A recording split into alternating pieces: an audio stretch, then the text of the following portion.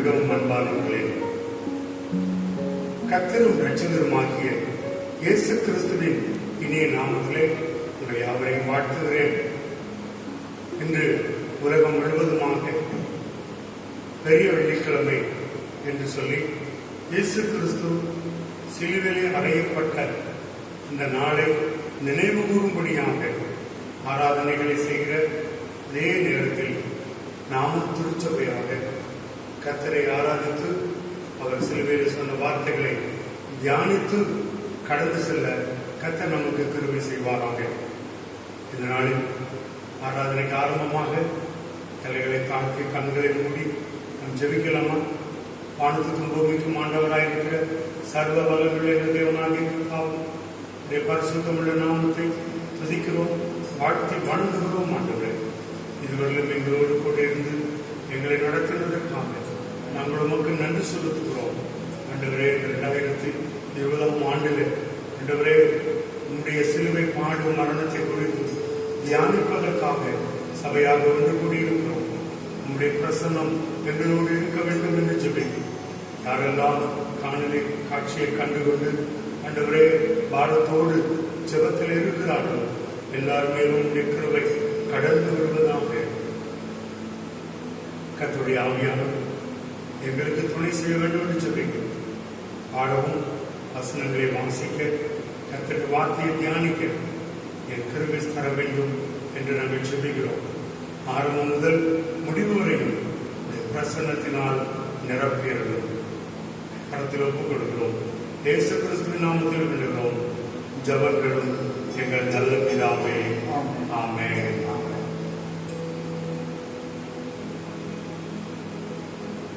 நாம் ஒரு பாடலை பாடுவோம். கர்த்தருடைய நாமத்தை மையப்படுத்துவதற்கு தெரிந்த ஒரு பாடல். எந்த இயேசு எனக்கு நல்லவர், அவர் என்றென்றும் போதுமானவர், அவர்கள் வியாதியில் என் பிரயாசங்களில் அவர் என்றுமே போதுமானவர் என்று எனக்கு தெரிந்த ஒரு பாடலை சேர்ந்து பாடுவோம். கர்த்தருடைய நாமத்தின் மகிமையை நாம் செலுத்துவோம்.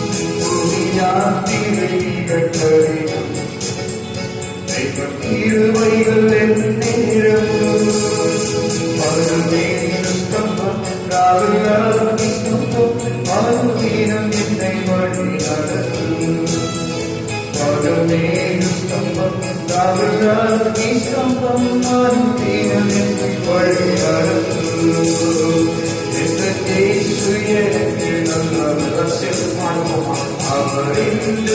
போதுமானவர். என் இயேசு எனக்கு நல்லவர். அவர் என்று போதுமானவர். அவருக்கு யாரில் யாசகர். அவர் என்று போதுமானவர்.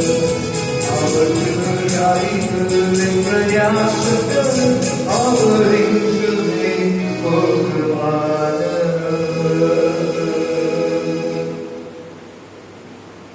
வேதத்திலிருந்து ஒரு பகுதியை நாம் வாசிக்க கேட்போம். 2 பகுதியை வாசிக்க இருக்கிறோம். முதல் பகுதி லூக்கா எழுதின சுவிசேஷம் 23வது அதிகாரம் 33ஆம் வசனம் முதல் 46ஆம் வசனம் வரை. லூக்கா 23:33 முதல் 46ஆம் வசனம் வரை. கபாலஸ்தலம் என்று சொல்லப்பட்ட இடத்தில் அவர்கள் சேர்ந்த பொழுது இங்கே அவரையும் அவருடைய வலது பக்கத்தில் ஒரு குற்றவாளியையும் அவருடைய இடது பக்கத்தில் ஒரு குற்றவாளியையும் சிலுவைகளில் அறைந்தார்கள். அப்பொழுது இயேசு, பிதாவே, இவர்களுக்கு மன்னியும், தாங்கள் செய்கிறதை இன்னதென்று அறியாதிருக்கிறார்களே என்றார். அவருடைய வஸ்திரங்களை அவர்கள் வாங்கிட்டு சீட்டு போட்டார்கள். ஜனங்கள் நின்று பார்த்துக் கொண்டிருந்தார்கள். அவர்களுடனே கூட அதிகாரிகளும் அவரை இகழ்ந்து, அவன் மற்றவர்களை ரட்சித்தான், இவன் தேவனால் தெரிந்து கொள்ளப்பட்ட கிறிஸ்துவானால் தன்னைத்தான் ரட்சித்துக் கொள்ளட்டும் என்றார்கள். போர் சேவகரும் அவரிடத்தில் சேர்ந்து அவருக்கு காணியை கொடுத்து, நீ யூதரின் ராஜாவானால் உன்னை ரட்சித்துக் கொள் என்று அவரை பரியாசம் பண்ணினார்கள்.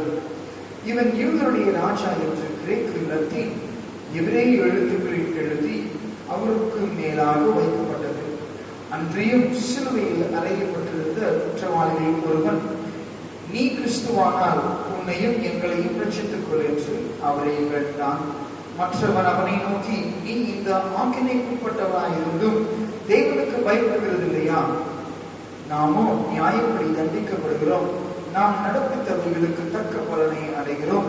இவரோ தகாதவர்களையும் நடப்பிக்கவில்லை என்று அவனை கடிந்து கொண்டு இயேசுவை நோக்கி, ஆண்டவரே, நீர் உம்முடைய ராஜ்யத்தில் வரும்பொழுது அடியனை நினைத்தருளும் என்றான். இயேசு அவனை நோக்கி, இன்றைக்கு நீ என்னுடனே கூட பரதீசில் இருப்பாய் என்று மெய்யாகவே உனக்கு சொல்லுகிறேன் என்றார். அப்பொழுது ஏறக்குறைய 6 மணி நேரமாயிருந்தது. 9 மணி நேரம் வரைக்கும் பூமி எங்கும் அந்தகாரம் உண்டாயிற்று. சூரியன் இருளடைந்தது. தேவாலயத்தின் திரைச்சிலை நடுவில் 2ஆக கிழிந்தது. இயேசு, பிதாவே, உம்முடைய கைகளில் என் ஆவியை ஒப்புவிக்கிறேன் என்று மகா சத்தமாய் கூப்பிட்டு சொன்னார். இப்படி சொல்லி ஜீவனை விட்டார். அடுத்த வேத பகுதி யோவான் எழுதின சுவிசேஷம் 19வது அதிகாரம் 28 முதல் 36 வரை. யோவான் 19, 28 முதல் 36. அதன் பின்பு எல்லாம் முடிந்தது என்று இயேசு அறிந்து வேத வாக்கியம் நிறைவேறத்தக்கதாக தாகமாயிருக்கிறேன் என்றார். காடி நிறைந்த பாத்திரம் அங்கே வைக்கப்பட்டிருந்தது. அவர்கள் கடற்காலானை காடியிலே தோய்த்து ஈசோப்பு தண்டில் மாட்டி அவர் வாயினிடத்தில் நீட்டி கொடுத்தார்கள். இயேசு காடியை வாங்கின பின்பு முடிந்தது என்று சொல்லி தலையை சாய்த்து ஆவியை ஒப்பு கொடுத்தார். அந்த நாள் பெரிய ஓய்வு நாளுக்கு ஆயத்த நாளாக இருந்தபடியினால் உடல்கள் அந்த ஓய்வு நாளிலே சிலுவைகள் எதிராதபடிக்கு யூதர்கள் பிலாத்துவினிடத்தில் போய் அவர்களுடைய கால் எலும்புகளை முறிக்கும்படிக்கும் உடல்களை எடுத்து போகும்படிக்கும் உத்தரவு கேட்டுக்கொண்டார்கள். அந்தபடி போர்ச்சேவகர் வந்து அவருடனே கூட சிலுவையில் அறையப்பட்ட முந்தினவனுடைய கால் எலும்புகளையும் மற்றவனுடைய கால் எலும்புகளையும் முறித்தார்கள். அவர்கள் இயேசுவிடத்தில் வந்து அவர் மரித்திருக்கிறதை கண்டு அவருடைய கால் எலும்புகளை முறிக்கவில்லை. ஆகிலும் ஒரு சேவகர் ஒருவன் ஈட்டியினாலே அவருடைய விழாவில் குத்தினான். உடனே ரத்தமும் தண்ணீரும் புறப்பட்டது. அதை கண்டவன் சாட்சி கொடுக்கிறான். அவருடைய சாட்சி மெய்யாயிருக்கிறது. நீங்கள் விசுவாசிக்கும்படிதான் சொல்லுகிறது மெய் என்று அவன் அறிந்திருக்கிறான். அவருடைய எலும்புகளில் ஒன்றும் முறிக்கப்படுவதில்லை என்கிற வேத வாக்கியம் நிறைவேறும்படி இவைகள் நடந்தது. ஆமென். பிரியமானவர்களே, இயேசு கிறிஸ்து சிலுவையில் அறையப்படுவதற்கு முன்பும் அறையப்பட்ட பிறகும் நடந்த நடந்த சம்பவங்களை நாம் வேத புஸ்தகத்திலிருந்து வாசிக்கிறோம். கடந்த திங்கட்கிழமை, அதாவது 6/4/2020 முதல் நேற்றைய தினம் வரைக்கும் 4 நாட்களும் தினம் 6 மணிக்கு இயேசு கிறிஸ்து சிலுவையிலே மொழிந்த முதல் 4 வார்த்தைகளை தியானிக்கும்படிக்கு கர்த்தர் நமக்கு கிருபை செய்தார். அதை மீண்டும் ஒரு முறை உங்களுக்கு நான் நினைவுபடுத்திவிட்டு தொடர்ந்து மீதம் இருக்கக்கூடிய 5, 6, 7 வார்த்தைகளை நாம் தியானித்து ஆசீர்வாதத்தோடு கூட ஜெபித்து இந்த நாளின் கூட்டத்தை நாம் முடித்துக் கொள்ளலாம். முதல் வார்த்தை, இயேசு சிலுவையிலே அறையப்பட்ட பிறகு அவர் சொன்ன வார்த்தை, பிதாவே இவர்களுக்கு மன்னியும், தாங்கள் செய்கிறது என்னது என்று அறியாதிருக்கிறார்களே. லூக்கா 23ஆம் அதிகாரம் 34ஆம் வசனத்தில் இதை நாம் வாசிக்கிறோம். அவர்கள் ஏன் இப்படி செய்தார்கள் என்று ஒருவருக்கும் தெரியாத ஒரு பயங்கரமான ஒரு புதிர். வருடம் பண்டிகையோடு ஒருவனை விடுதலையாக்குவது வழக்கம். அவர்கள் இயேசுவை விடுதலை செய்து விடலாம் என்று பிலாத்து யோசித்துக் கொண்டு இருக்கும் பொழுது எல்லாரும் சொல்லுகிறார்கள், பரபாசை விடுதலை பண்ணுங்கள். அவர் அந்த ஊரில் பெரிய கலவரம் பண்ணி சிறைக்கு சென்றிருக்கக்கூடிய ஒரு மனிதர் சிறையிலே தண்டனை பெற்றுக் கொண்டிருக்கிறார். அவரை விடுதலை பண்ணுங்கள், இயேசுவையோ சிலுவையிலே அறையுங்கள் என்று சொல்கிறார். இந்த காரியங்களை இயேசு கிறிஸ்து அறிந்திருந்தார். இவர்கள் என்ன செய்கிறோம் என்று அறியாமல் செய்த பாவத்தை பிதாவே நீர் இவர்களுக்கு மன்னிக்க வேண்டும் என்று சொல்கிறார்.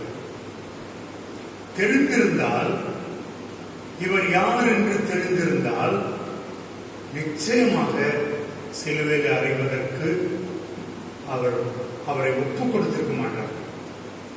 அறியாதபடியினால்தான் அவர்கள் அப்படிப்பட்ட ஒரு பெரிய குற்றத்தை செய்துவிட்டார்கள்.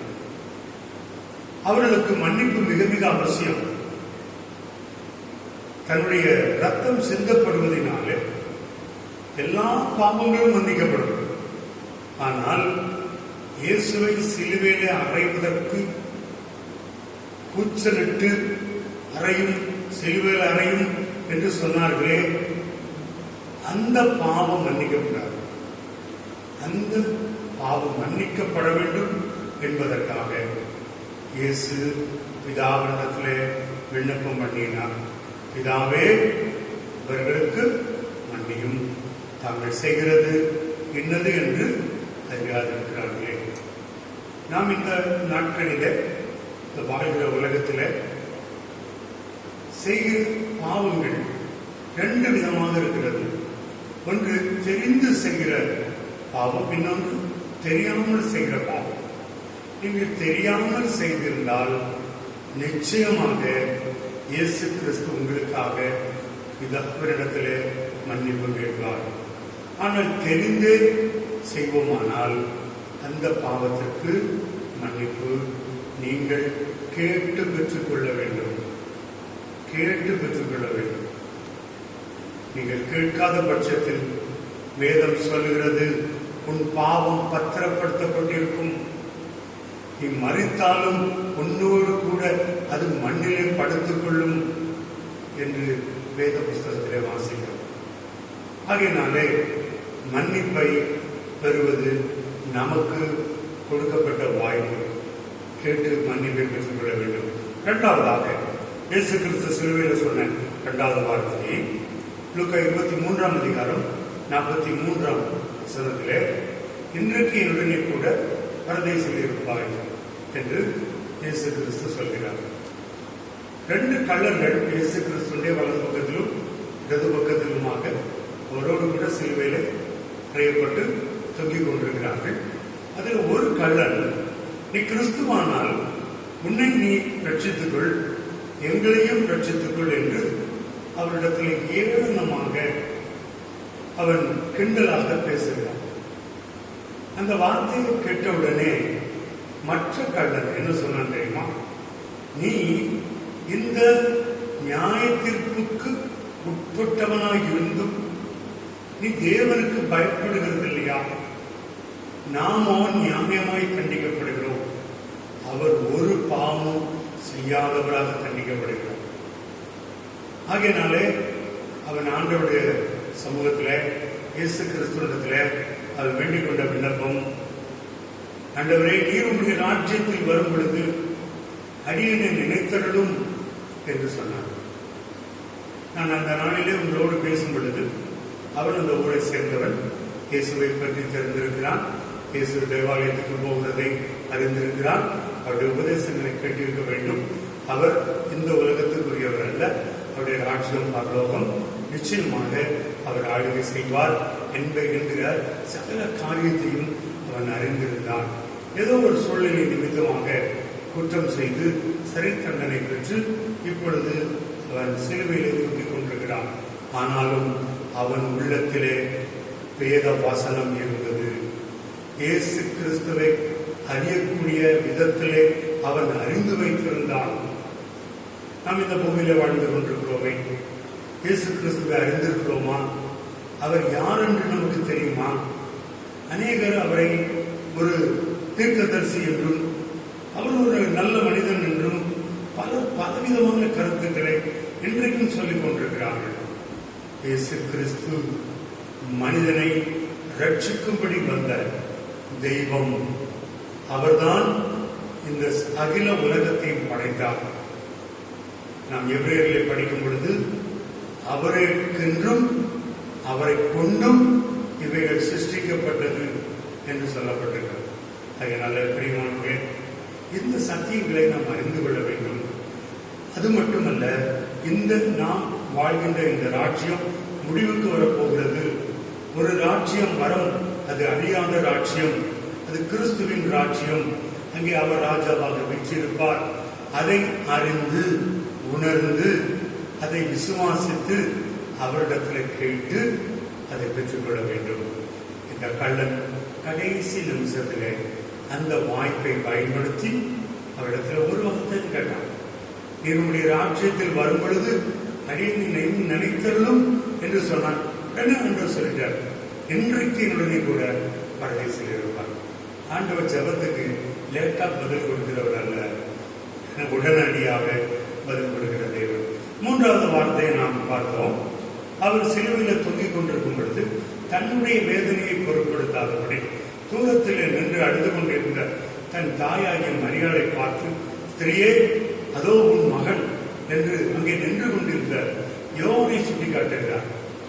திரும்பமாக யோவானை பார்த்து, சீசனே அதோ உன் தான் என்று சொல்லி மரியாதை அந்த யோவானிடத்தில் ஒப்புக் கொடுக்கிறதை நாம் பார்க்கிறோம். இன்னைக்கு அநேகம் பிள்ளைகள் உலகத்தில் வாழ்கிறார்கள். தங்களுக்குரிய கடமைகள் என்ன என்பதை அறியாமல் வாழ்ந்து தங்கள் உலக ஓட்டத்தை முடித்து விடுகிறார்கள். ஒவ்வொரு பிள்ளைகளுக்கும் பெற்றோரை கனப்படுத்த வேண்டியதும் அவர்களுக்கு உரிய கடமைகளை செய்ய வேண்டியதும் மிக மிக அவசியமானது. ஏற்ற விடையிலே அவர்களுக்கு உரிய உணவு, உடை, இருப்பிடம், பாதுகாப்பு இவைகளை செய்து கொடுப்பது பிள்ளைகளுடைய முக்கியமான கடமை. அநேக நேரங்களிலே ஆண் பிள்ளைகளுடைய பொறுப்பு என்று பெண் பிள்ளைகள் தப்பித்து விடுகிறார்கள். ஆணோ பெண்ணோ பெற்றெடுத்த தன்னுடைய பெற்றோரை கனப்படுத்த வேண்டியது மிக மிக முக்கியம். கனப்படுத்த வேண்டும். அந்த காரியத்தை இயேசு கிறிஸ்து செய்தார். தனக்கு பிறகு தன் தாய் ஏற்கனவே யோசேப்பு மரித்து போயிருந்தார். ஆகையினாலே தன் தாயை கவனிக்க வேண்டும் என்கிற அந்த எண்ணத்தோடு யோவானிடத்தில் ஒப்பு கொடுத்தார். யோவான் அந்த நிமிடம் முதல் அந்த தாயை தன் தாயாக ஏற்றுக்கொண்டான் என்று நாம் வாசிக்கிறோம். இப்போல நாமும் நம்முடைய வாழ்நாளிலே நம்முடைய பெற்றோர்களை வாழ வைப்போம். அவர்களுக்காக நாம் எப்பொழுதும் ஆயத்தமாக இருக்க வேண்டும். உதவி செய்வதிலே, அவர்களை விசாரிப்பதிலே, ஆயத்தமாக இருக்க கர்த்தர் உதவி செய்வாராக. 4வது வார்த்தையை நாம் தியானிக்கும் பொழுது அங்கே நாம் பார்த்தோம், இயேசு கிறிஸ்து நம்முடைய நேரப்படி, இந்திய நேரப்படி காலையில 9 மணிக்கு அவர் சிலுவையில் அறையப்பட்டார். பகல் 12 மணி வரைக்கும் சிலுவையில் தொங்கிக் கொண்டுதான் இருக்கிறார். அந்த நேரத்தில் தான் இந்த 3 வார்த்தைகளையும் அவர் சொன்னார். அதற்கு பிறகு பெரிய காரியம் அந்த இடத்திலே நடந்தது. பயங்கரமான ஒரு காரியம், அதுவரையிலும் யாரும் பார்த்திராத ஒரு காரியம். அதுவும் நண்பகல் 12 மணிக்கு சூரியனுடைய ஒளி அதிகமாய் பிரகாசிக்கிற அந்த சமயத்தில் ஒரு பயங்கரமான இருள் சூழ்ந்து கொண்டது. ஏன் தெரியுமா? அவர் சிலுவையிலே தொங்கும் பொழுது அடைந்த வேதனையை, அவரால் சிருஷ்டிக்கப்பட்ட அந்த சூரியன் தன்னை மறைத்துக் கொண்டு இருளை முழுவதுமாக பூமிக்குள் அனுப்பிவிட்டது. பூமி முழுவதும் காரிருள், ஒருவர் முகத்தை பார்க்க முடியாதபடி ஒரு பெரிய இருள். அந்த நேரத்திலே தான் அவர் சொன்னார், இந்த நேரம் முடியும் பொழுது மீண்டும் பிற்பகல் 3 மணி ஆகிவிடுகிறது. காலையில் 9 மணிக்கு சிலுவையில் அறையப்பட்ட இயேசு கிறிஸ்து 6 மணி நேரமாக இப்பொழுது தொங்கிக் கொண்டிருக்கிறார். அவர் அந்த வேதனையின் உச்சகட்டத்தில் பிதாவை நோக்கி பார்க்கிறார். இதுவரையிலும் பிதாவினுடைய கண்களிலே அவருக்கு கொஞ்சம் இறக்கம் கிடைத்தது. அதனால் தானே அத்தனை சவுக்கடிகளையும், அந்த மிலாறுகளால் கொடுக்கப்பட்ட அடிகளையும், கோலினால் கொடுத்த அடி, தலையிலே சூட்டப்பட்ட முழுக்கிடம், அவருடைய முகத்திலே காரி உமிழ்ந்தார்கள். இந்த எல்லா வேதனையும் அவர் சகித்ததற்கு ஒரு மிக முக்கிய காரணம் கர்த்தருடைய கிருபை அவர் மேல் இருந்ததினால் அவைகளை சகித்தார். இப்பொழுதோ எல்லாம் அவரை விட்டு எடுபட்டாயிற்று. உலகம், மனிதர்கள் எல்லாருடைய பாவமும் இயேசு கிறிஸ்துவின் மேல் சுமத்தப்பட்டு விட்டது. கெத்செமனே தோட்டத்திலேயே அது ஆரம்பமாயிற்று. இந்த பாத்திரம் என்னை விட்டு நீக்க கூடுமானால் நீக்கும், ஆகிலும் என் சித்தம் அல்ல உன்னுடைய சித்தம் என்று சொன்னார். ஆனால் பிதா அதற்கு மறுமொழியை கொடுக்கவில்லை. அப்படியானால் அன்றைக்கு இருந்த மக்கள் மட்டுமல்ல, இன்றைக்கு வாழ்கிற மக்கள், இன்னும் இயேசு கிறிஸ்துவின் வருகை வரைக்கும் இந்த பூமியில பிறக்க போகிற மக்கள் எல்லாருடைய பாவமும் இயேசுவின் மேல் சுமத்தப்பட்டது. அந்த வேளையிலே தானே ஏலி ஏலி லாமா சப்தானி என்று உரத்த சத்தமாய் கூப்பிட்டார். அதற்கு அர்த்தம், என் தேவனே, என் தேவனே, ஏன் என்னை கைவிட்டீர்?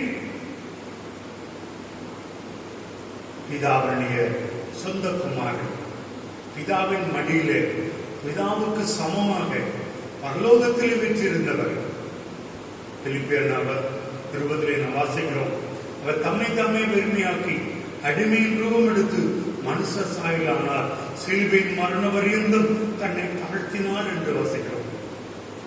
எல்லா வேதனைகளையும் சுமந்து கொண்டு பிதாவை நோக்கி ஒரு உரத்த சத்தம், என் தேவனே, என் தேவனே, ஏன் என்னை கைவிட்டீர்? பிரியமானவர்களே, இந்த வேதனை யாருக்காக தெரியுமா? இந்த உபத்திரவங்கள் யாருக்காக தெரியுமா? இந்த உரத்த சத்தம், இந்த பயங்கரமான ஒரு வியாகுலம் யாருக்காக தெரியுமா? நம் ஒவ்வொருவருக்காக. இந்த உலகத்திலே நான் இன்னைக்கு வாழ்ந்து கொண்டிருக்கிற நம் ஒவ்வொருவருக்காக. இந்த காணொலியை பார்த்து கொண்டிருக்கிற என் அன்பு சகோதர சகோதரிகளே, உங்களில் யாராகிலும் இன்னும் இயேசு கிறிஸ்துவை சொந்த இரட்சகராக ஏற்றுக்கொள்ளாமல் அவருடைய இரத்தத்தினால் கிடைக்கக்கூடிய பாவம் மன்னிப்பை பெறாமல் இந்த உலகமே இன்பம் என்று சொல்லி நம்பி வாழ்ந்து கொண்டிருக்கிறீர்களா? இன்றைக்கு அவர் உங்களிடத்தில் கேட்கிறார், என் மகனே, என் மகளே, என்னிடத்திலே வா, என்னிடத்திலே வா, உன் கஷ்டத்தை என்னிடத்திலே இறக்கி வை, நான் உனக்கு மன்னிப்பை கொடுப்பேன். 1 யோவான் 1:7 வாசிக்கிறோம், இயேசு கிறிஸ்துவின் ரத்தம் சகல பாவங்களை நீக்கி நம்மை சுத்திகரிக்கும். நீதிமொழி 28:13 வாசிக்கிறோம், பாவங்களை மறைக்கிறவன் வாழ்வடைய மாட்டான், அவைகளை அறிக்கை செய்து விட்டுவிடுகிறோம், இரக்கம் பெறுவான். என் அன்பு பிள்ளைகளே, இயேசு கிறிஸ்துவின் முன்பாக முழங்காற்படியிட்டு உங்களை தாழ்த்தி ஒப்புக் கொடுங்க. இயேசுவே, நீர் ஆண்டவர், நான் பாவி, என் பாவத்தை மன்னிந்து சொல்லுங்க. அவர் கிறிஸ்தவங்களை மட்டும் மன்னிக்கிறவர் அல்ல, மனிதனாய் பிறந்த எல்லாருடைய பாவத்திற்காகவும் அவர் சிலுவையில் ரத்தம் சிந்தினார்.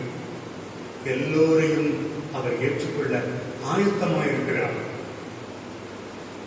மன்னிடுங்கள், மன்னிப்பு பெறுங்கள், மன்னிப்பை பெற்றுக் கொள்ளுங்கள், ஒரு புதிய வாழ்க்கையை ஆரம்பியுங்கள். கர்த்தர் உங்களை ஆசீர்வதிப்பாராக. ஒரு பாடலை பாடுவோம். அதற்கு பிறகு மீண்டும் 5வது வார்த்தையை நாம் தியானிப்போம். கர்த்தர் நம்மை ஆசீர்வதிப்பாராக.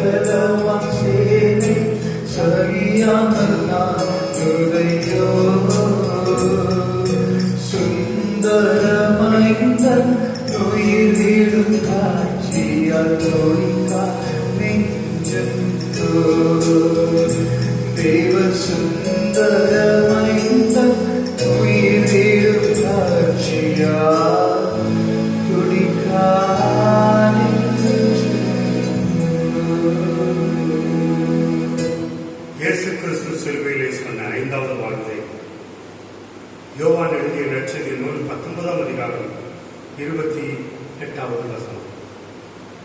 அதன் பின்பு எல்லாம் முடிந்தது இயேசு அறிந்து வேத வாக்கியம் நிறைவேறத்தக்கதாக தாகமாய் இருக்கிறேன் என்றார்.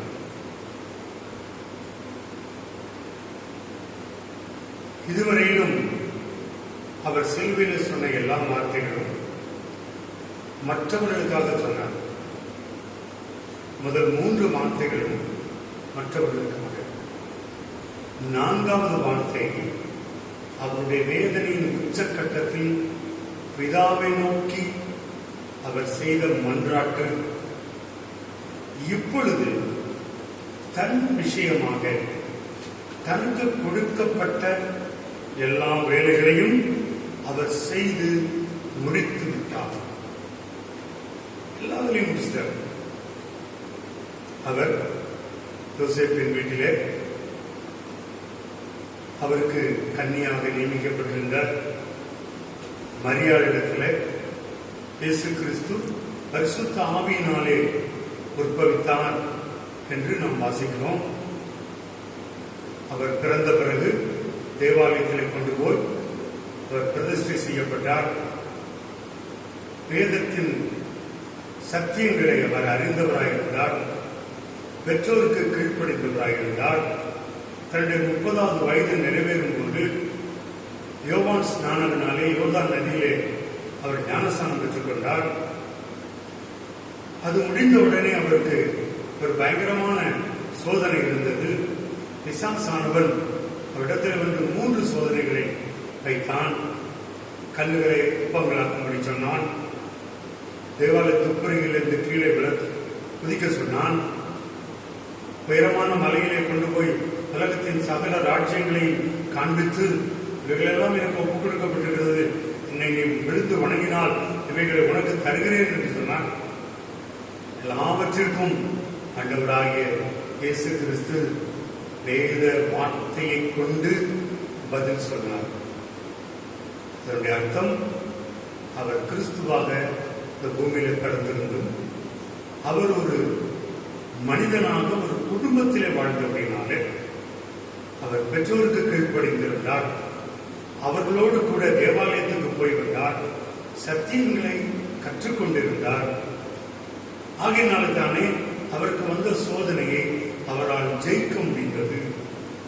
அதற்கு பிறகு அவர் செய்த பிரசங்கம், மனம் திரும்புங்கள், பரலோக ராஜ்யம் சமீபித்திருக்கிறது என்று பிரசங்கம் பண்ண தொடங்கினார். அவர் கிராமங்கள் தோறும் பட்டணங்கள் தோறும் அவர் பிரயாணம் பண்ணினார். சகல வியாதி உள்ளவர்களையும் அவர் சுகமாக்கினார். பிசாசு பிடித்தவர்களை துரத்தினார். அவருடைய பெயர் எல்லா இடங்களிலும் மிக வேகமாக பரவிற்று. இதை சற்றும் பொறுக்காத வேத பாரகர்கள், பிரதான ஆசாரியர்கள், யூத தலைவர்கள் அவரை எப்படியாகிலும் குற்றப்படுத்தி அவரை கொலை செய்ய வேண்டும் என்று பல முறை திட்டமிடினார்கள். அவர்கள் என்ன திட்டமிடினாலும் பிதாவாகிய தேவன் இயேசு கிறிஸ்துவுக்கு கொடுக்கப்பட்டிருக்கிற அந்த வாழ்நாள், அவருக்கு கொடுக்கப்பட்ட வேலை முடிவடையாமல் ஒருவராலும் ஒன்றும் செய்ய முடியாது. இயேசுவை பிடிப்பதற்கு பல முறை வந்து அவர் மேல் கை போட்டார்கள்.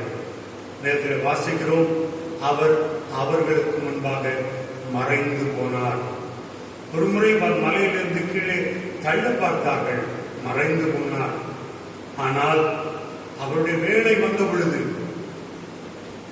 பைபிள ரொம்ப நீங்க ருசிச்சு படிக்கணும். இந்த வேலை அப்படின்னு வந்தால் பிதா சொன்ன டைம்னு அர்த்தம்.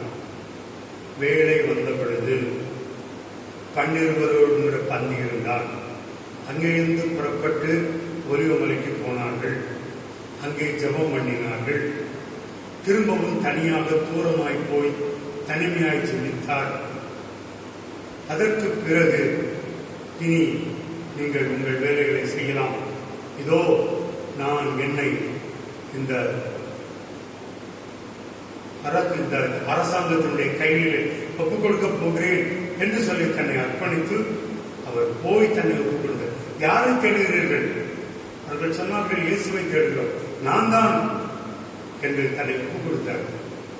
இதெல்லாம் வேத வாக்கியம் நிறைவேறும்படியாக பிதா அவருக்கு சொன்ன எல்லா வேலைகளையும் அவர் முடித்து விட்டார். இப்பொழுது அவருக்கு ஒரு தாகம். இந்த தாகத்தை குறித்து அநேக பரிசுத்தவான்கள் அவர்களுக்கு அருளிய ஞானத்தின்படி பலவிதமாய் பிரசங்கித்திருக்கலாம்.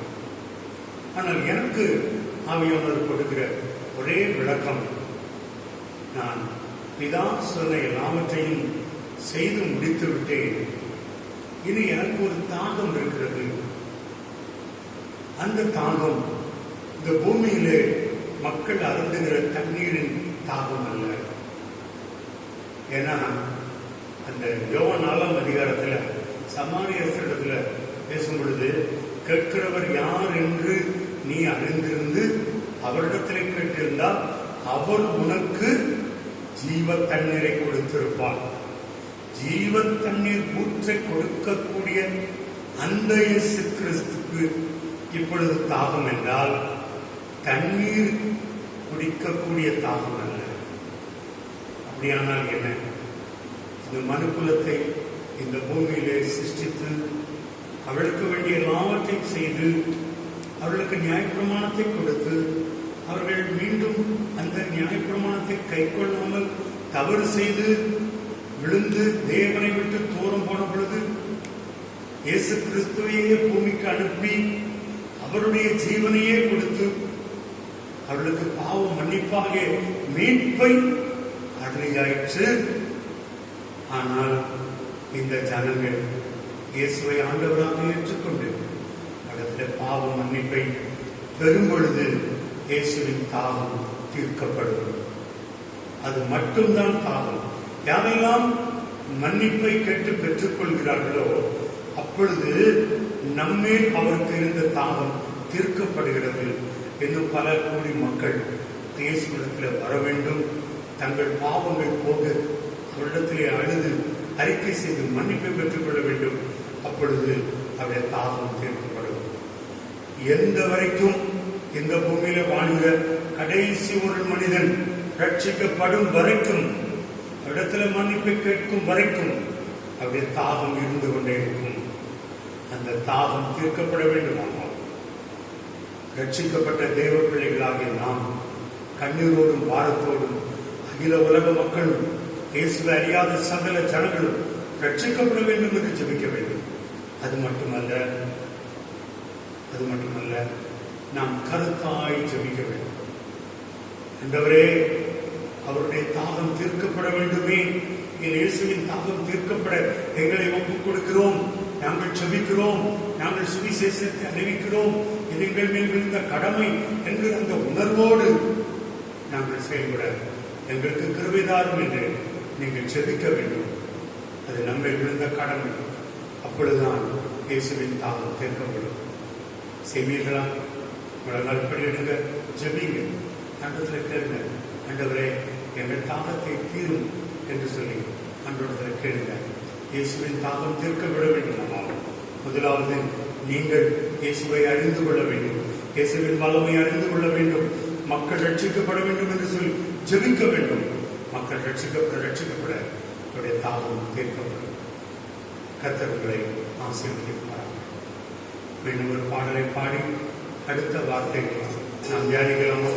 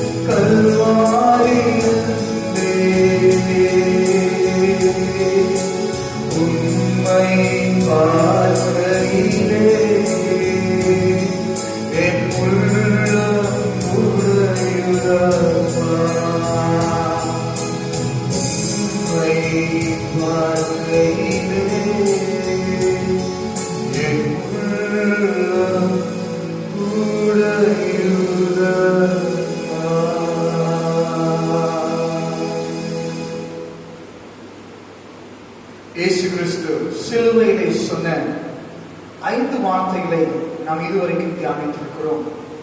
இந்த வேளையிலே இயேசு கிறிஸ்து சிலுவையை சொன்ன 6வது வார்த்தையை குறித்து தியானிக்க கர்த்தர் நமக்கு கிருபை பாராட்டுவாராக.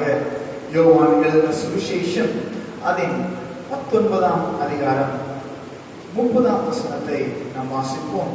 அதிலே இயேசு காணியை வாங்கின பின்பு முடிந்தது என்று சொல்லி தலையை சாய்த்து ஆவியை ஒப்புக் கொடுத்தார். இயேசு கிறிஸ்து சிலுவை பேசிய 6வது வார்த்தை முடிந்தது. ஒரு உக்கிரானத்துவத்தை இந்த இடத்திலே நாம் பார்க்க முடிகிறது. என்னை அனுப்பின பிதாவிடத்திலே இயேசு முடிந்தது என்று ஒரு வார்த்தையை சொல்லுகிறார். யார் ஒருவர் முடிந்தது என்று சொல்ல முடியும்? ஒரு வேலையை தனக்கு கொடுத்தவர், அந்த வேலையை நாம் கேட்டு அந்த வேலையை செய்து முடித்த பிறகு நமக்கு யார் அந்த வேலையை கொடுத்தாங்களோ அவங்க கிட்ட போய் தான் நம்ம என்ன சொல்லுவோம்? முடிந்தது ஐயா, நான் முடிச்சிட்டேங்க நீங்க சொன்ன வேலையை சொல்லி. அப்ப இயேசு கிறிஸ்து he was on a mission. அவர் ஒரு நோக்கத்தோடு வந்தார். பிதாவானவர் இயேசு கிறிஸ்துவை இந்த உலகத்திற்கு ஒரு நோக்கத்தோடு அனுப்பினார். அந்த நோக்கத்தை இயேசு கிறிஸ்து செய்து நிறைவேற்றின பின்பு பிதாவினிடத்தில் சொன்ன வார்த்தை முடிந்தது. அநேக காரியங்களை இயேசு கிறிஸ்து இந்த உலகத்தில் செய்து முடித்தார். சில காரியங்களை மட்டும் வேகமாக சொல்லி இடத்திலே நாம் அவைகளை விளக்க நான் ஆசைப்படுகிறேன். கர்த்தர் உதவி செய்வாராக. முதலாவதாக இயேசு கிறிஸ்து அவருடைய பாடுகளை குறித்து வேத வாக்கியங்கள் ஏற்கனவே தீர்க்கதரிசிகள் மூலமாக சொல்லப்பட்டது நிறைவேறினது. அப்ப அதை இயேசு கிறிஸ்து நிறைவேற்றினார். பிதாவினால் முன்னறிவிக்கப்பட்ட அந்த வார்த்தைகளை இயேசு கிறிஸ்து நிறைவேற்றினார். அதனுடைய வேத வசன குறிப்புகளை பற்றி நான் சொல்லுவேன். லூக்கா எழுதின சுவிசேஷம் அது 24ஆம் அதிகாரம் வசனங்கள் 25, 26, 27 வசனங்கள் நீங்கள் வாசிக்கும் பொழுது இயேசுவே அதை சொல்லுகிறார். வேத வாக்கியங்கள் நிறைவேறும்படியாக இப்படி நடக்கிறது என்று இயேசு கிறிஸ்து சொல்லுவதை நாம் பார்க்கிறோம். யோவான் எழுதின சுவிசேஷத்திலேயே 19ஆம் அதிகாரத்தில் 28ஆம் வசனத்துல நாம் பார்க்கும் பொழுது அதுல போட்டிருக்கிறது வேத வாக்கியம் நிறைவேறத்தக்கதாக. ஹல்லேலூயா. வேத வசனத்தில் சொல்லி இருக்கிற காரியங்கள் அவைகளை நிறைவேற்றி இயேசு கிறிஸ்து சிலுவையில் முடிந்தது என்ற வார்த்தையை சொல்லி இருக்கிறார். வேத நீங்கள் சுவிசேஷ புஸ்தகங்களை பார்க்கலாம். வேத வாக்கியம் நிறைவேறும்படியாக இப்படி சம்பவித்தது, வேத வாக்கியம் தீர்க்கதரிசியினால் உரைக்கப்பட்டது நிறைவேற்றும்படியாக இப்படி நடந்தது. இயேசு கிறிஸ்து உலகத்திலே வேத வசனத்தை நிறைவேற்றினார் என்று நாம் சொல்லலாம். அடுத்தபடியாக எதை நிறைவேற்றினார் சொல்லும் பொழுது சிலுவையிலே இயேசு கிறிஸ்து மரித்ததன் மூலமாக சாத்தானுடைய வீழ்ச்சி நடந்தது. சாத்தான் வீழ்த்தப்பட்டான். இயேசு கிறிஸ்து சிலுவையிலே சாத்தானை ஜெயித்தார். ஹல்லேலூயா. எபிரேயர் 2ஆம் அதிகாரம் 14, 15 வசனங்களை நீங்கள் வாசிக்க முடியும். நீங்கள் எடுத்து பார்த்தீர்களானால் சாத்தானுடைய வீழ்ச்சியை இயேசு கிறிஸ்து சிலுவையிலே நிறைவேற்றினார். ஹல்லேலூயா. இயேசு கிறிஸ்து அதை நடத்தினார். அதனாலதான் முடிந்தது என்று பிதாவிடத்தில் சொன்னார். இது அதற்காக தான் இயேசுவை அனுப்பியிருந்தார். இன்னொரு காரியத்தை பார்க்கும் பொழுது தேவனுக்கும் மனிதனுக்கும் நடுவே ஒரு பிரிவினையின் சுவர் இருந்தது. அந்த பிரிவினையின் சுவரை இயேசு கிறிஸ்து சிலுவையிலே இடித்தார் என்று வசனம் சொல்லுகிறது. ஹல்லேலூயா. அது இடித்தது. கர்த்தர் இயேசு அதை நிறைவேற்றினார். நாம் தேவனை தரிசிக்கும்படியாக இயேசு கிறிஸ்து சிலுவையிலே அந்த காரியத்தை செய்தார். அதை நீங்கள் எபேசியர் நிருபம் 2ஆம் அதிகாரம் 14ஆம் வசனம் முதல் 18ஆம் வசனம் வரைக்கும் உள்ள இடத்துல நீங்கள் அதை வாசிக்க முடியும். பிரிவினை சுவர் இடித்தது என்று வசனம் சொல்லுகிறது. அடுத்தபடியாக இயேசு கிறிஸ்து எதை நிறைவேற்றினார், அவர் எதை முடித்தார் என்று பார்க்கும் பொழுது மனிதன் பழைய ஏற்பாட்டின் காலத்திலே பார்க்கும் பொழுது பிரதான ஆசாரியன் தான் தேவனிடத்திலே விண்ணப்பங்களை கொண்டு போய் சேர்க்க முடியும். மனிதனால் நேரடியாக தேவனை தரிசிக்க முடியாது. ஒரு காலகட்டத்தில் ஆண்டவர் ஆசாரியன், அதுக்கு முன்னாடி மோசைகிட்ட பேசிட்டு இருந்தாரு, ஆசாரியன் பேசினாரு, தீர்க்கதரிசிகள், ஒரு ராஜா, சில ராஜாக்கள் ஆண்டவர் பேசுவாரு. மேக்சிமம் தீர்க்கதரிசி மூலமாக கர்த்தர் பேசிக் கொண்டிருந்தார் ஜனங்களிடத்திலே. ஜனங்கள் தேவனை நேரடியாக தரிசிக்கவோ தேவன் ஜனங்களிடத்தை நேரடியாக பேசுகிற காரியமோ இல்லாதிருந்தது. இயேசு கிறிஸ்து இந்த உலகத்துக்கு வந்ததன் மூலமாக நீங்களும் நானும் தேவனை நேரடியாக தரிசிக்கும் வாக்கியத்தை அவர் நமக்கு தந்து சென்றிருக்கிறார். அல்லேலூயா. அந்த வசனத்தை நாம் எங்க பார்க்கலாம்னா எபிரேயர்கள் 10ஆம் அதிகாரம் வசனம் 19 முதல் 38ஆம் வசனம் வரைக்கும் முழுவதுமாக நீங்கள் அந்த காரியத்தை பார்க்க முடியும். நீங்களும் நானும் நேரடியாக தேவனை தரிசிக்கும்படியாக இயேசு கிறிஸ்து அப்படியானார். அதுதான் பிதாவுடைய நோக்கம். அதை நிறைவேற்றுவதனாலதான் முடிந்தது என்று சொல்லுகிறார். இன்னும் 2 காரியத்தை பார்க்கலாம். பாவத்திற்கு மன்னிப்பை இயேசு கிறிஸ்து ஏற்படுத்தினார் சிலுவையிலே. இயேசு கிறிஸ்துவின் ரத்தம் சகல பாவங்களையும் நீக்கி நம்மை சுத்திகரிக்கிறது என்று வேதத்தில் வாசிக்கிறோமே. நீங்கள் நாம் சுத்தம் அடையும்படியாக அவர் பாவ மன்னிப்பை சிலுவையிலே ஏற்படுத்தினார். மத்தேயு சுவிசேஷம் 26ஆம் அதிகாரம் 28ஆம் வசனத்தில் அதை பார்க்க முடியும். எபேசியர்கள் 1ஆம் அதிகாரம் 7ஆம் வசனத்திலே நீங்கள் அதை பார்க்க முடியும். கடைசியாக சிலுவையிலே பாவத்திற்கு, நீங்களும் நானும் செய்த பாவத்திற்கு இயேசு கிறிஸ்து அபராதத்தை செலுத்தியிருக்கிறார். நீங்களும் நானும் செலுத்த வேண்டிய அபராதம் இயேசு கிறிஸ்து நமக்காய் செலுத்தி இருக்கிறார். இதெல்லாம் பிதா இயேசு கிறிஸ்து சுமத்தின வேலைகள். அதை ஒன்று விடாமல் எல்லாவற்றையும் நிறைவேற்றி பிதாவுடைய சமூகத்துல சிலுவையை தூக்கி உயிர் போய் கொண்டிருக்கிற அந்த தருணத்திலே இயேசு கிறிஸ்து சொன்ன வார்த்தை, ஆண்டவரே, தகப்பனே, நீர் இடத்திலே கொடுத்த வேலைகளை நான் முடித்து விட்டேன், முடிந்தது என்று சொன்னார். இந்த நாளிலே நாம் இதிலிருந்து கற்றுக்கொள்கிற ஒரு விஷயம், உங்களையும் என்னையும் தேவன் ஒரு நோக்கத்தோடு அழைத்திருக்கிறார், நம்ம ரட்சித்திருக்கிறார், நம் பாவங்களை மன்னித்திருக்கிறார். தேவனுடைய சித்தத்தை நிறைவேற்றுகிறோமா? உங்களுக்கு எனக்கும் ஆண்டவர் கொடுத்திருக்கிற நோக்கத்தை நாம் செய்து முடித்திருக்கிறோமா? நம்மை நாம் நிதானித்து அறிவோம். இதனாலே ஆண்டவரே, நீர் எனக்கு செய்த வேலைகளை நான் முடிப்பேன் என்று சொல்லி ஒரு உறுதிமொழியிடுங்க.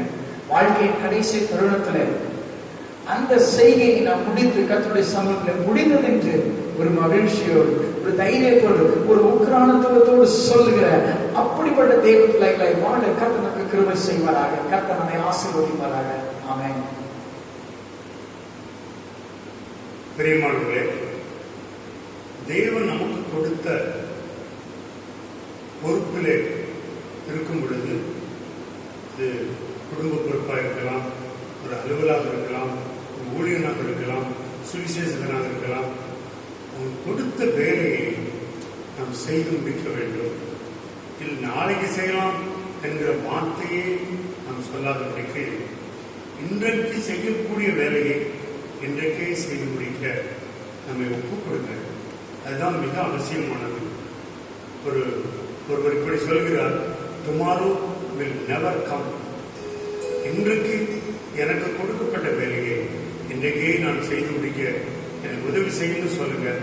கர்த்தர் ஆசீர்வதிப்பார். தொடர்ந்து ஒரு பாடலை நாம் கேட்போம், பாடி மகிமைப்படுத்துவோம். இதற்கு பிறகு 7வது வார்த்தையும் நாம் தேடுகிறோம்.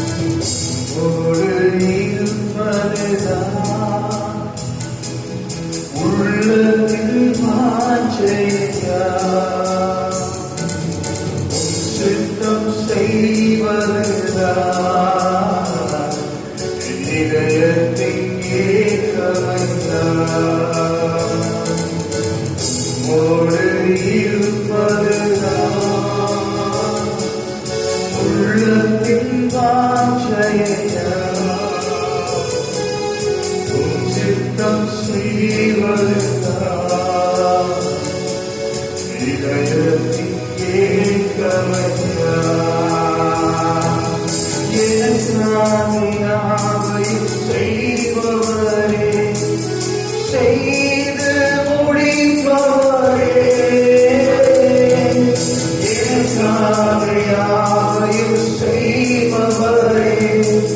செய்து முடிப்பவரே, என் பாடுகள் என் சுமைகள் என் பாடுகள் என் சுமைகள்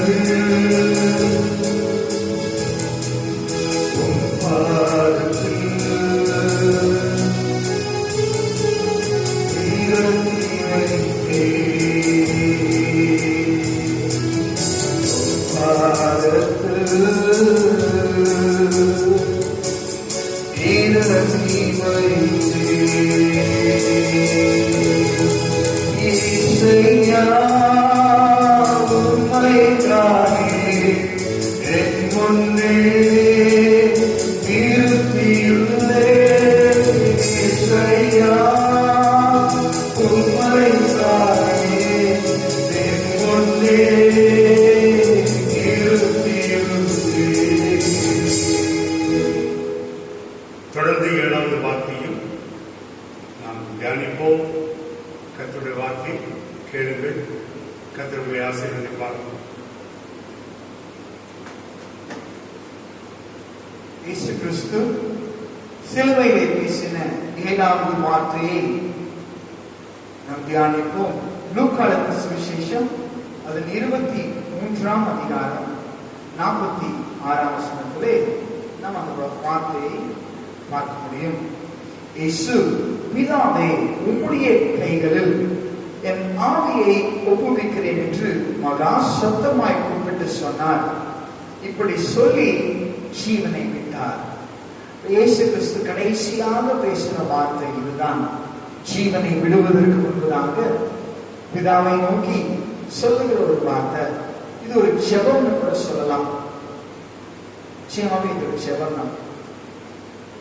ஏன்னா யூதர்களுடைய இயேசு கிறிஸ்துவை சிலுவையிலே அறைந்தவர்கள் யூதர்கள். யூதர்களுடைய வழிபாடு முறைகளிலே நம்பிக்கையின் ஜெபம் என்று ஒன்று உண்டு. என்ன ஜெபம்? நம்பிக்கையின் ஜெபம். சங்கீதம் 31ஆம் சங்கீதத்தில் நாம் அதை பார்க்க முடியும். 31ஆம் சங்கீதம் அதில் நீங்கள் பார்த்தீர்களானால் தாவீதின் சங்கீதம் அது 5ஆம் வசனத்தில் பார்க்கும் பொழுது, உமது கையில் என் ஆவியை ஒப்புவிக்கிறேன், சத்திய வழனாகி கர்த்தாவே நீர் என்னை மீட்டுக் கொண்டீர்.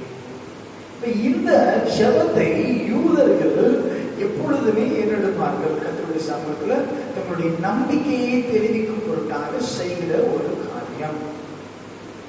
அப்ப நீங்க லூக்கா எழுதின சுவிசேஷம் 23ஆம் அதிகாரம் 46ஆம் வசனத்துல நீங்கள் பார்க்கும் பொழுது மகா சத்தமாய் கூப்பிட்டார் என்று அந்த வசன வார்த்தை அழகாய் குறிப்பிட்டுள்ளது. இப்ப இயேசு சில வார்த்தைகளை சொன்னார் என்று கொண்டிருக்கிறது. இந்த வார்த்தையை மகா சத்தமாய் ஏன் கூப்பிடணும்? ஏன்னா சுத்தி நிற்கிற யூதர்கள் எல்லாத்துக்கும் தெரியணும், இயேசுவுக்கும் பிதாவுக்கும் உள்ள அந்த உறவை வெளிப்படுத்தும்படியாக, இயேசு கிறிஸ்துவுக்கும் பிதாவுக்கும் உள்ள ஐக்கியத்தை வெளிப்படுத்தும்படியாக இயேசு கிறிஸ்து சொல்லுகிறார். இன்னொரு காரியத்தை அங்கு வெளிப்படுத்துகிறார். ஆவியை கொடுத்தது பிதா, பிதாவுடைய கையிலேயே ஆவி தேவனுக்கு கொடுக்கிறார். ஆண்டவரா ஒப்பு கொடுத்தாதான் ஆண்டவருடைய உயிரை போக முடியும். இயேசு கிறிஸ்துவோட உயிர் எடுக்க ஒருவராக முடியாது. ஏன்னா அவர் தேவனுடைய ஒரே திறன் அவர் ஒப்பு கொடுத்துட்டார். தேவனுக்கும் பிதாவுக்கும் உள்ள ஐக்கியத்தை இயேசு கிறிஸ்து அங்க காமிச்சார். அப்ப இங்க என்ன நடந்தது? இது என்ன நடந்தது? இந்த சிலுவையின் பாடு மரணத்துக்கு பின்பு பிதாவும் குமாரனும் மறுபடியும் ஒன்றிணைகிறார்கள். ஆங்கிலத்தில் இந்த ரீயூனியன் சொல்லுவாங்க. பிரிந்திருந்தவர்கள் மறுபடியும் ஒன்று சேர்றாங்க. அப்ப இங்க இயேசு கிறிஸ்து ஒரு வேளையாக பூமிக்கு வந்து ஜீவனை கொடுத்து அந்த வேளையை முடித்து பிதா கிட்ட மறுபடியும் போகிறார். மறுபடியும் அந்த உறவுக்குள்ள செல்லுகிறார். அப்ப இந்த உறவை குறித்து இயேசு கிறிஸ்து ஏற்கனவே வேதத்தில் சொல்லி இருக்கிறார். யோவான் சுவிசேஷத்துல 10ஆம் அதிகாரம் 30ஆம் வசனம் சொல்லும் பொழுது, நாமும் பிதாவும் ஒன்றாக இருக்கிறோம். பிதாவும் இயேசுவுக்கும் உள்ள அந்த உறவை குறித்து இயேசு அழகாய் சொல்லி இருக்கிறார். நாமும் பிதாவும் ஒன்றாக இருக்கிறோம். அடுத்து 14ஆம் அதிகாரம் 10ஆம் வசனத்துல நாம் பார்க்கும் பொழுது, நான் பிதாவிலும் என் பிதா என்னிலும் இருக்கிறார் என்று சொல்லி இயேசு சொல்லி இருக்கிறார். அவர்கள் ஐக்கியத்தை இயேசு கிறிஸ்து வெளிப்படுத்தி இருக்கிறார். இன்னொரு இடத்துல பார்க்கும் பொழுது 16ஆம் அதிகாரம் 28ஆம் வசனத்துல நீங்கள் பார்க்கும் பொழுது, பிதாவின் இடத்திலிருந்து உலகத்திலே வந்தேன், மறுபடியும் உலகத்தை விட்டு நான் பிதாவின் இடத்திற்கே போகிறேன் என்று சொல்லி இயேசு கிறிஸ்து சொல்லுகிறார். அப்ப இந்த தருணத்தில் இயேசு கிறிஸ்து உலகத்தில் இருக்கிற எல்லா ஜனங்களுக்கும், முக்கியமாக அங்க இருக்கிற யூதர்களுக்கும் சொல்லுகிற காரியங்கள் தான், நான் பிதாவின் இடத்திலிருந்து அனுப்பப்பட்டேன், நான் மறுபடியும் எனக்கு ஆவியை தந்த, எனக்கு ஜீவனை கொடுத்த என் பிதாவின் இடத்திற்கே போகிறேன். நம்ம எத்தனை பேருக்கு அந்த மன உறுதி இருக்கிறது? நாம் பிதாவின் இடத்திற்கு சொல்லுகிறோம், நான் மரித்த பிறகு என் தேவனை தரிசிப்பேன், நான் அங்கேதான் இருப்பேன், என் தேவனோடு நான் நித்திய காலமாக இருப்பேன் என்று சொல்லுகிற அந்த மன தைரியமும் அந்த விசுவாசம் உங்களுக்குள்ள இருக்கிறதா? இந்த உலகத்தில் வாழ்ந்த ஒவ்வொரு நாளும் அதை நோக்கி நம்முடைய பிரயாணம் இருக்க வேண்டும். அந்த எண்ணத்திலே நம்முடைய வாழ்க்கை வாழ வேண்டும். எது எல்லாரும் வாழ்ந்தார்கள் நானும் வாழ்ந்தேன் என்று சொல்கிற ஒரு வாழ்க்கை அல்ல. இயேசு கிறிஸ்து நமக்கு முன்மாதிரியா இருக்கிறார். இந்த ஓட்டத்தை இயேசு கிறிஸ்து ஓடி இருக்கிறார். அவர் முடிவிலே, அவர் தான் துவங்கினவர், முடிவிலே இருக்கிறார். நீங்களும் நான் இயேசு கிறிஸ்து முடித்த அந்த ஓட்டத்தை ஓடிக்கொண்டிருக்கிறோம். அவர் நமக்கு வழிகாட்டியா இருக்கிறார். அவருக்கு பின் செல்கிறவர்களாக நீங்கள் நான் இருக்கிறோம். இப்படிப்பட்ட வாழ்க்கையை வாழ்கிறோம். கர்த்தருக்கு பிரியமான ஒரு வாழ்க்கையை வாழ்கிறோமா? உலகத்தில் வாழ்கிற நாட்களில் தேவனோட ஐக்கியம் உள்ளவர்களாக இருக்கிறோமா? நானும் என் பிதாவும் ஒன்றாக இருக்கிறோம் என்று இயேசு கிறிஸ்து சொல்வது போல நீங்கள் தேவனோடு ஒன்றாக இருக்கிறீர்களா? அப்படிப்பட்ட ஒரு வாழ்க்கையை வாழ பிரயாசப்படுவோம். அப்படிப்பட்ட வாழ்க்கையை வாழ கர்த்தருடைய சமூகத்தில் பலனை கேட்போம். அதுதான் தேவனுக்கு பிரியமானது. அதுவே சாட்சியுள்ள ஒரு வாழ்க்கை. இப்படிப்பட்ட வாழ்க்கையை வாழ கர்த்தர் உங்களுக்கு கிருபை செய்வானாக. வசனங்களை கொண்டு கர்த்தர் உங்களை ஆசீர்வதிப்பாராக. ஆமென். பிரியமானவர்களே, இதுவரையிலும் நீங்கள் பொறுமையாக இயேசு கிறிஸ்து சிலுவையில் சொன்ன 5, 6, 7 வசனங்களை நீங்கள் கேட்டீர்கள். இந்த வார்த்தையின் மூலமாக கர்த்தருடைய ஆவியானவர் உங்களோடு என்ன பேசினார் என்பதையும் நீங்கள் அறிந்திருக்கிறீர்கள். நாம் நம்முடைய ஓட்டத்தை ஓடி முடிக்க வேண்டும். யார் நமக்கு ஜீவனை தந்தாரோ, யார் நமக்கு இந்த பூமியிலே ஆவியை தந்தாரோ, யாருடைய ரத்தத்தினால் நம்முடைய பாவங்கள் மன்னிக்கப்பட்டதோ அவரிடத்திலே நாம் போய் சேர கர்த்தர் நமக்கு உதவி செய்வாராக. தொடர்ந்து ஒரு பாடலை கேட்டு நாம் முடிவுரை செய்திக்கு கடந்து செல்வோம்.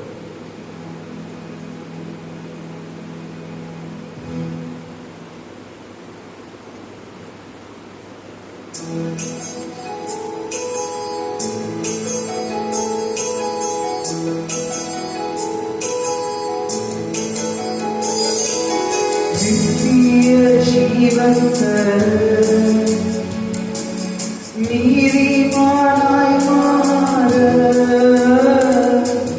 நித்திய ஜீவன் நீதிமானாய் மாற ஜீவன் தரும் கனியா சிலுவையில் தொங்கினீரே ஜீவன் தரும் கனியா சிலுவையில் தொங்கினீரே ஒப்புக்கொடுத்தீரையா உம்மையே எனக்காக உலகின் ரட்சகரே உன்னத பலியாக உலகின் ரட்சகரே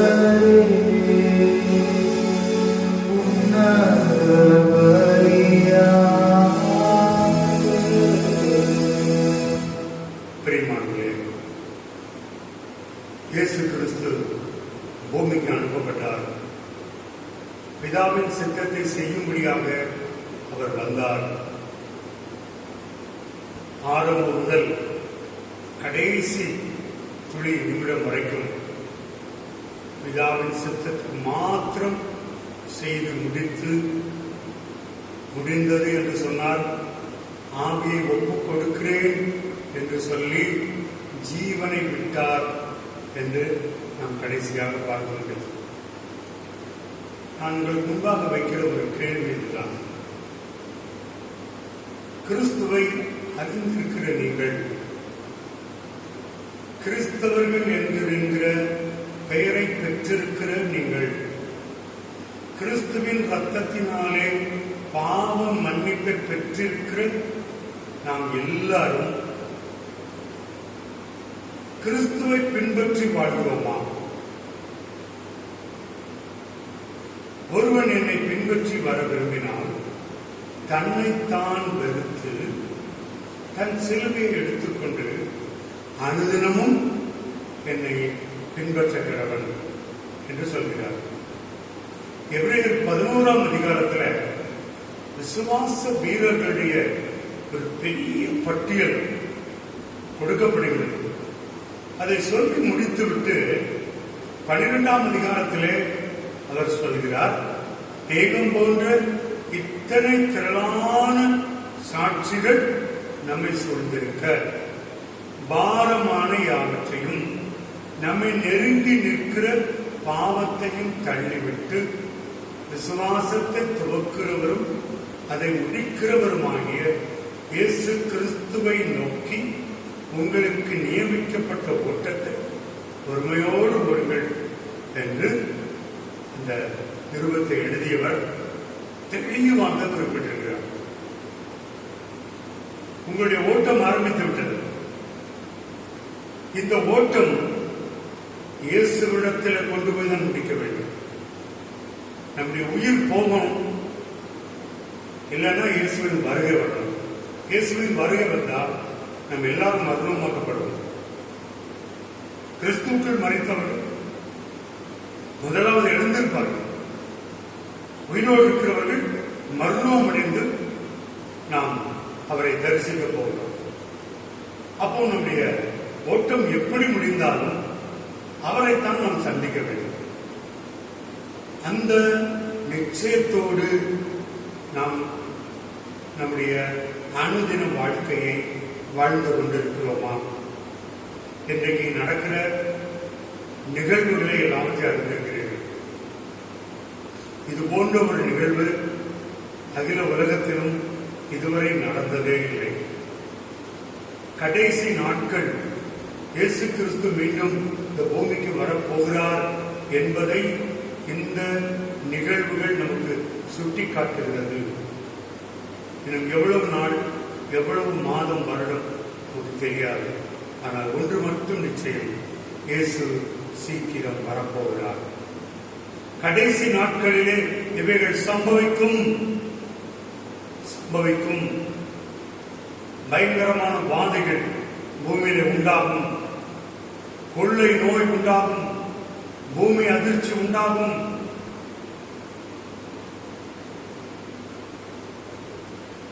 இப்படி அநேக நிகழ்வுகள் நடந்து கொண்டுதான் இருக்கிறது. ஆனால் இதை பார்த்து மனம் திரும்புகிற மக்கள் இருக்கிறார்கள், மனம் திரும்பாதவர்களும் இருக்கிறார்கள். பல வழி இருந்தால் எந்த வழியிலாவது ஒன்று போகலாம். அந்த வழி ஒன்றுதான், இயேசு ஒருவரே வழி, இயேசுவே சத்தியம், இயேசுவே ஜீவன். அவரை விசுவாசியுங்கள், அவரை ஏற்றுக்கொள்ளுங்கள், உங்கள் பாவங்களை அறிக்கை செய்யுங்கள், பாவ மன்னிப்பு பெற்று பரிசுத்தமாய் வாழுங்கள். உங்கள் ஓட்டத்தை பொறுமையோடு ஓடி இயேசுவிடத்தில் முடிக்க வேண்டும். ஓட்டத்தின் முடிவிலே நம்முடைய கண் அவரை காண வேண்டும். அதுதான் நம்முடைய விசுவாச ஓட்டத்திற்கு அடையாளம். சிலருடைய வாழ்க்கையில இயேசு பொறுமையா, பிதாவே உடைய கைகளில் நாவியை ஒப்புக் கொடுக்கிறேன், நீர் கொடுத்த வேலை முடிந்தது என்றெல்லாம் சொன்னார் இல்லையா?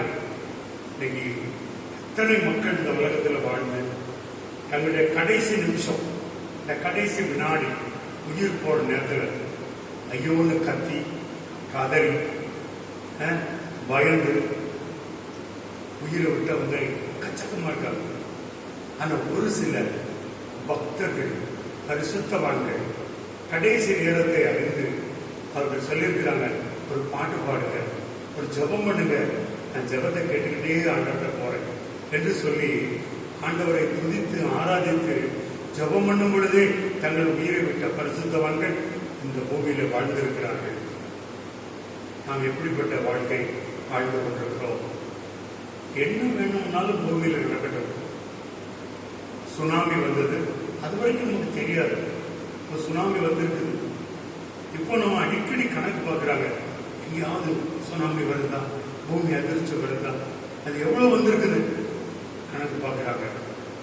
ஆனா இவைகளெல்லாம் சம்பவிக்கும் என்று பரிசுத்த வேதம் சொல்லுகிறது. இவைகளெல்லாம் அவருடைய வருகைக்கு சமீபம். அவரை ஏற்றுக்கொள்ளுங்கள், அவருடைய பிள்ளைகளாக வாழுங்கள், உங்கள் ஓட்டத்தை பொறுமையாய் ஓடி முடியுங்கள், நம்பிக்கையோடு வாழ்க்கை வாழுங்கள். நம்பிக்கையற்ற மற்றவர்களைப் போல ஒரு கஷ்டம் வந்தவுடனே ஐயோ எனக்கு ஏதோ ஒன்று ஆச்சு, எனக்கு ஏதோ ஆக போகுது. வேதம் சொல்லுகிறது, அவர் அறியாமல் நமக்கு ஒன்றும் வருவதில்லை. நமக்கு என்ன வரணுமோ அதுதான் வரும். நம்ம இன்னைக்கு என்ன சாப்பிடணுமோ அதுதான் நமக்கு கிடைக்கும். எல்லாம் அவருக்கு தெரியும்.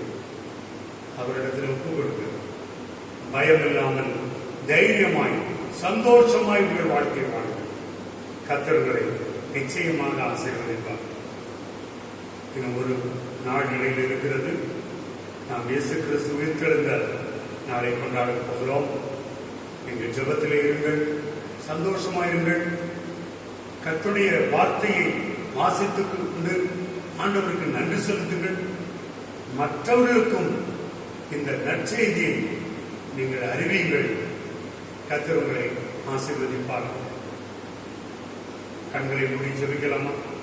கர்த்தர் சமூகத்தில் ஒப்பு கொடுப்போம். இதுவரையிலும் நீங்கள் அவரை அறியாதவர்களாக இருந்தால் இன்றைக்கு அவரை ஏற்றுக்கொள்ளுங்கள். அவர் ஒருவரே வழி, அவர் ஒருவரே சத்தியம், அவர் ஒருவரே செய்யும். அவர் அறியாமல் எதுவும் நடப்பதில்லை. ஒப்பு கொடுக்கலாமா? இது உங்கள் நேரம். இதுவரையிலும் அவர் பேசிக் கொண்டிருந்தார். இனி உங்கள் நேரம். நீங்கள் கேளுங்க, ஆண்டவரே நான் உம்மோடு இருப்பேன், ஆண்டவரே உமக்கு பின் செல்வேன், ஆண்டவரே நான் மகிழ்ச்சியாய் வாழ்வேன். நீரே என் தேவன், நீர் எனது இரட்சகர், நீர் என் ஆண்டவர், என் பாவத்திற்கு நீரே பரிகாரி. நான் உமக்கு பின்னாலே செல்வேன், உன்னுடைய சித்தத்தை நிறைவேற்றுவேன், என் ஓட்டத்தை பொறுமையோடு ஓடி முடிப்பேன் என்று சொல்றீங்களா?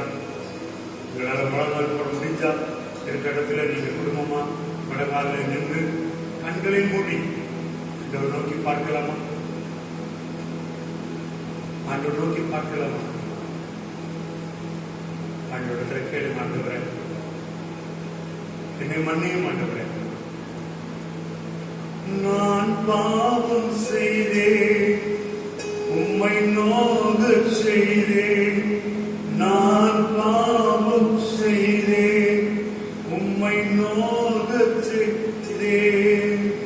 உம்மை தேடாமல் பார்த்து வந்தேன், உம்மை தேடாமல் வாழ்ந்து வந்தேன். என்னை மன்னியும் தெய்வமே. கேளுங்க ஆண்டவரே, இயேசுவே என்னை மன்னியும், இந்த ஒரு விஷயம் என்னை மன்னியும். இதுவரை அவரை இயேசுவை கூப்பிடலையா? இப்போ கூப்பிடுங்க. இயேசுவே என் தெய்வமே, என் மேல் மனமிறங்கும். இயேசுவே மனமிறங்கும் என்று சொல்லி அவரை நோக்கி பாருங்கள். அவர்கள் அவரை நோக்கி பார்த்து பிரகாசம் அடைந்தார்கள். அவருடைய முகங்கள் வெட்கப்படவில்லை என்று சொல்லப்பட்டிருக்கிறது.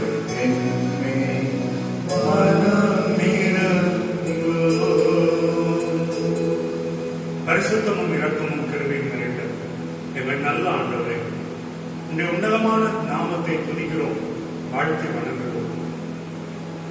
நீர் எங்களுக்கு தந்திருக்கிற மிகுந்த கிருபை மக்களே, ஆண்டவராகவும் இரட்சகராகவும் பெற்றுக்கொண்டு உடைய ரத்தத்தினாலே எங்கள் பாவங்கள் போக கழுவப்பட்டு உடைய பரிசுத்த ஆவினாலே நடத்தப்பட்டு ஒரு உன்னத வாழ்வை வாழ எங்களுக்கு கிருபை செய்தீர். அதற்காக நாங்கள் நன்றி சொல்கிறோம். இன்றைக்கு இந்த காணொலி மூலமாக சுவிசேஷ வார்த்தைகளை யார் யார் கேட்டார்களோ, யார் இன்னும் உம்மை ஆண்டவராக ஏற்றுக்கொள்ளவில்லையோ, அவர்கள் இப்போது உம்மை ஏற்றுக்கொள்கிறதற்காக நன்றி சொல்கிறேன்.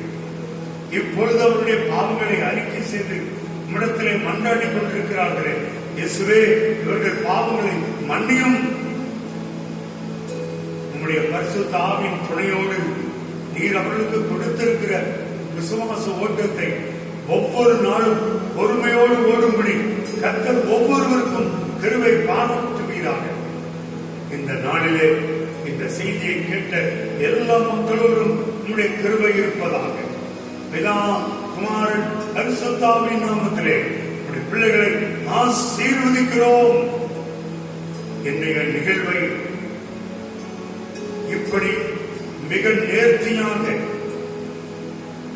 உங்க எல்லா மக்களுக்கும் போய் சேர்வதற்கு உதவியாயிருந்த உடன் ஊழியரையும் சபை உதவியாளர்களை ஆசீர்வதிப்பீராக. உங்களுடைய பிரசன்னம் எங்களோடு கூட இருந்தபடினாலே உமக்கு நன்றி சொல்லுகிறோம். தொடர்ந்து எங்களை வழிநடத்தும். விசேஷமாக கொரோனாவை குறித்து பல விதத்தில் அச்சப்பட்டுக் கொண்டிருக்கிற மக்கள் பயம் இல்லாமல் இருப்பார்களாக. உடைய பாதுகாப்பை கொடுப்பீராக. உடைய திவ்ய சுகம் ஒவ்வொருவருக்கும் உண்டாகட்டும். இதற்கான பணி செய்து கொண்டிருக்கக்கூடிய மருத்துவர்கள், செவிலியர்கள், சுகாதாரத்துறையிலே பணியாற்றுகிற எல்லா மக்களுக்காக ஜெபிக்கிறோம். எல்லாருமே உடைய கிருபை, காவல்துறையினரோடு உடைய கிருபை.